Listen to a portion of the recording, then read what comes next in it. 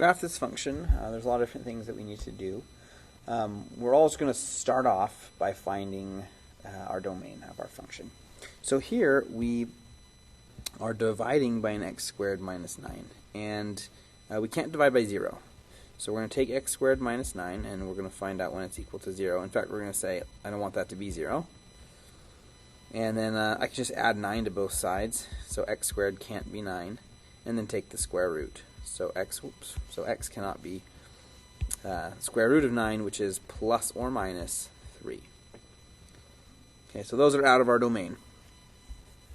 Now the next thing we're going to do is factor our numerator and denominator, just because that's going to give us a lot of nice information.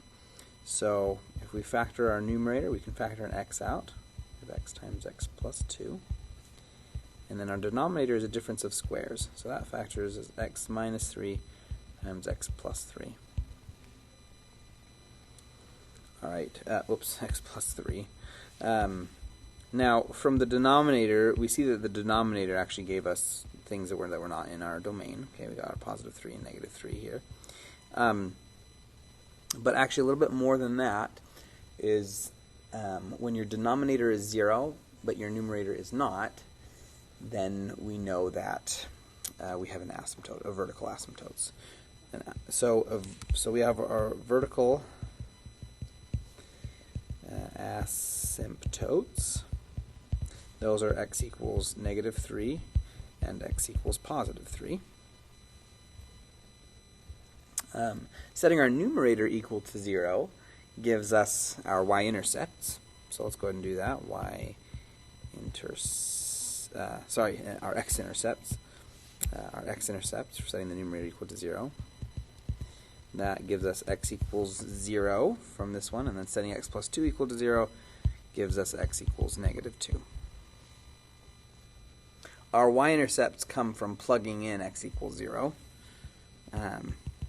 So if you plug x equals 0 into this function, well, you get 0 over negative 9, and of course that's 0. So y equals 0 is our y-intercept. Okay, the next thing we need is horizontal asymptotes. Now, when you have a rational function, you have to look at the degree of the numerator and the degree of the denominator to kind of determine what's going on. Here, the degrees are the same. Okay, we have an x squared on top and an x squared on bottom. The degree, remember, is just the highest power on x. And so, in the numerator, it's 2, and the denominator is 2, and when it's the same, that means that our horizontal asymptote is just y equals, and then just the number in front, the leading coefficients. So the number in front of x squared there over the number in front of x squared there, which in this case is just y equals 1 over 1, or y equals 1. So I've got horizontal asymptote is y equals 1. Alright, so I've got all my asymptotes and intercepts. Let's go ahead and just try to plot this. So we've got our negative 3 and our positive 3. 1, 2, 3. That's an asymptote. And that positive 3. 1, 2, 3. And then we've got our horizontal asymptote. I'll go ahead and do that just in red so we can see it. It's the the axis. Y equals 0. Oh, sorry, y equals 1. Let's y equals 1.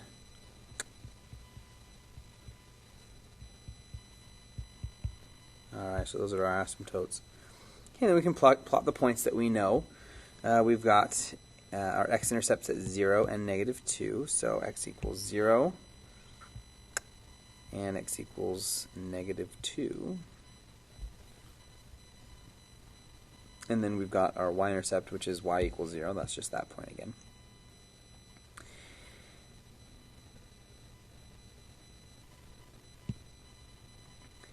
And now we can start drawing this graph. Now, we've got these points here that we need to go through, and so just by looking at what we've got, we know that we've got to come up and pass through that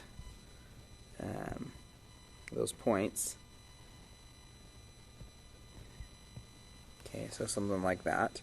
And of course it's following the asymptotes, the vertical asymptotes. Now for the other portions of the graph, we need to know where that is. Okay, we could either be up here or down here, or up here and down here.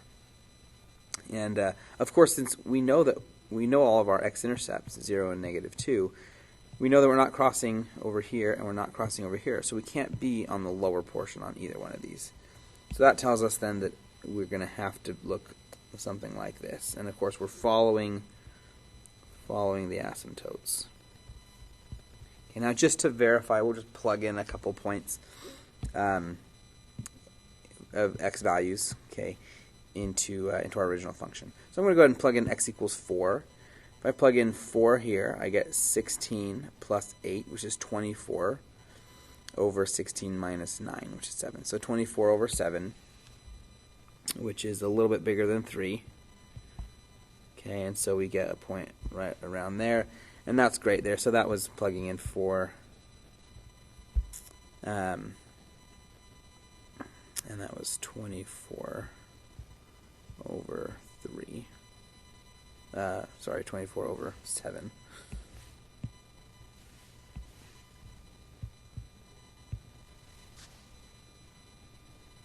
And then if I plug in -4 there, I'm going to get a 16 minus 8, which is 8, again over 7. And so that's just a little bit bigger than 1. And so it looks like maybe I didn't draw it in the best shape, but it was definitely up there. It was above the point. So if I plugged in -4,